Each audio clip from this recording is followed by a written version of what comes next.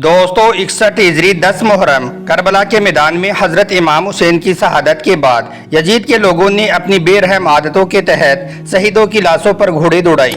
इमाम हुसैन के खेमों में आग लगा दी गई और उनके छोटे छोटे मासूम बच्चों के साथ में मारपीट की गई और पाक घराने की औरतों के सरों से चादरों को लूटा गया और फिर उनको रस्सियों और जंजीरों में जकड़कर दर दर घुमाते हुए यजीद के महल में ले जाया गया।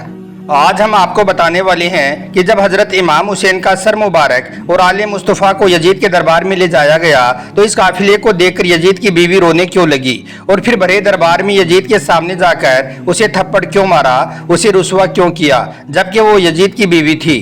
पूरे वाक़ये को सुनकर यकीनन आपके रोंगटे खड़े हो जाएंगे, इसलिए आज का यह वीडियो आप सभी के लिए बहुत खास है। आप इसको आखिर तक ज़रूर देखें। और सबसे पहले अगर आपके दिल में हज़रत इमाम हुसैन के लिए मोहब्बत है तो आप इस वीडियो को दिल से एक लाइक ज़रूर कर दें और मेहरबानी करके इसे शेयर भी कर दें ताकि और भी लोगों के पास में यह वीडियो पहुँच जाए। तो चलिए दोस्तों शुरू करते हैं। दोस्तों हजरत इमाम हुसैन की शहादत के बाद इमाम हुसैन का कटा हुआ सर मुबारक और आले मुस्तफ़ा को यजीद के दरबार में ले जाया गया तो इस काफिले को देखकर यजीद ने अपने लोगों को एक छड़ी लाने का हुक्म दिया। फिर जब यजीद के हाथ में एक छड़ी आ गई तो यजीद ने उस छड़ी से इमाम हुसैन के लबों और दांतों को हिलाना शुरू कर दिया। यह देखकर एक बूढ़े सहाबी जो उस वक्त यजीद के दरबार में मौजूद थे वो कहने लगे, एक कमबख्त यह तू क्या कर रहा है? मैंने अपनी आंखों से देखा है अल्लाह के प्यारे नबी हजरत मोहम्मद सल्लल्लाहु अलैहि वसल्लम हजरत इमाम हुसैन के लबों और दांतों को बोसा देते थे और फरमाते थे कि हुसैन जन्नती जवानों का सरदार है। यह सुनकर यजीद गुस्से से लाल हो गया और चीख कर कहने लगा, इस बूढ़े को बाहर निकाल दो। उस वक्त यजीद अपने गरूर और घमंड में बहुत ज्यादा मस्त हो चुका था।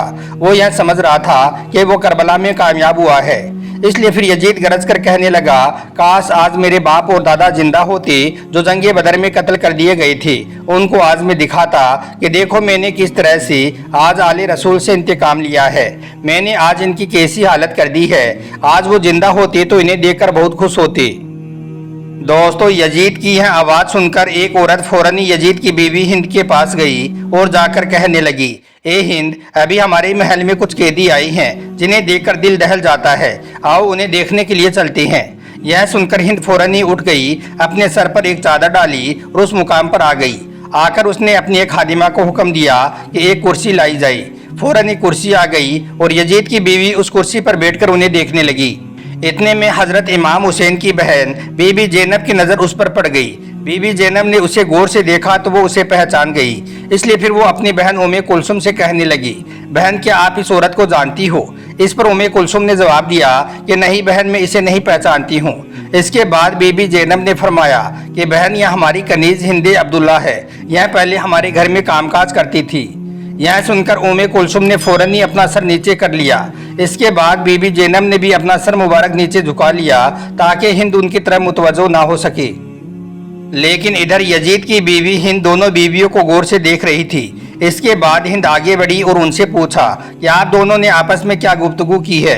यह सुनकर दोनों बहनों ने खास अंदाज में अपना सर झुका लिया।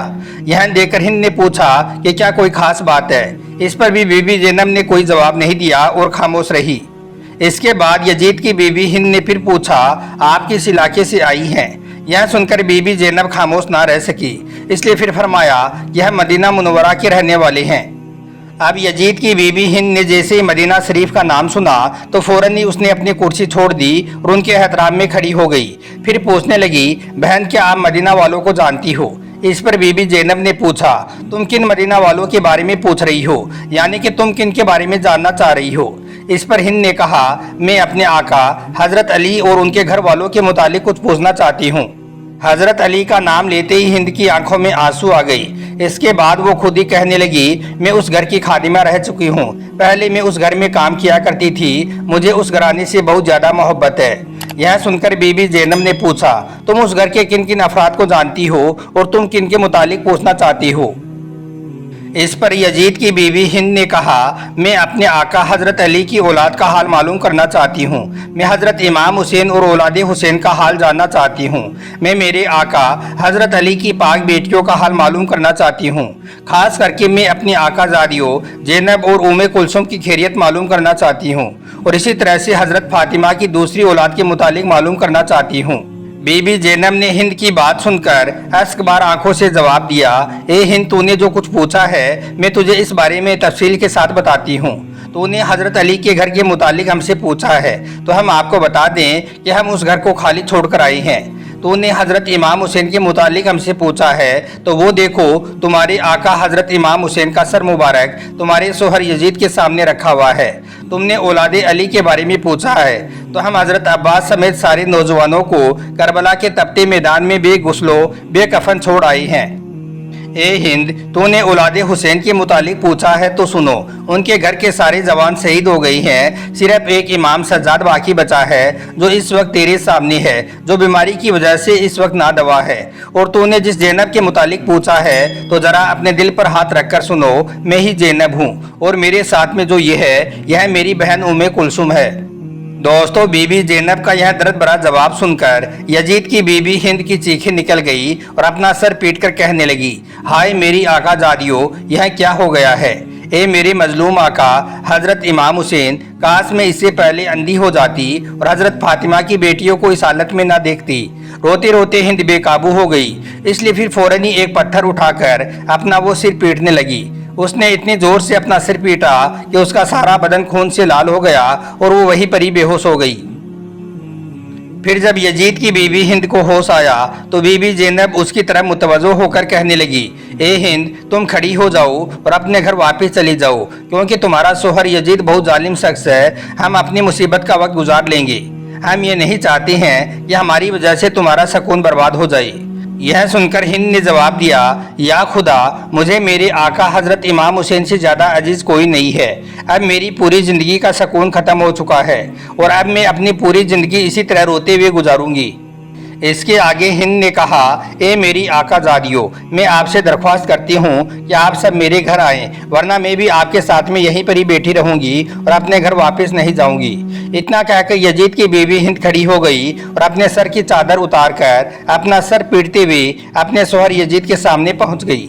यजीद उस वक्त दूसरे मुल्क से आए हुए कुछ लोगों के साथ में बैठा हुआ था।